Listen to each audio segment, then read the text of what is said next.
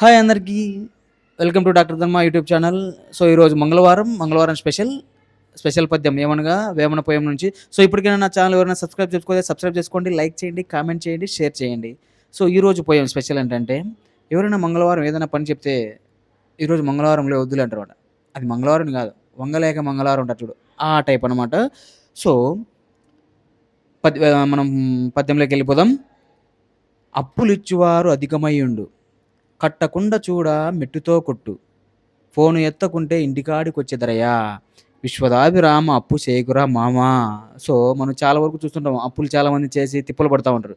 So, వీలైనంత వరకు అప్పు లేనివాడే ఆస్తిపరుడు. సో, ఎవరు అప్పులు చేయకండి.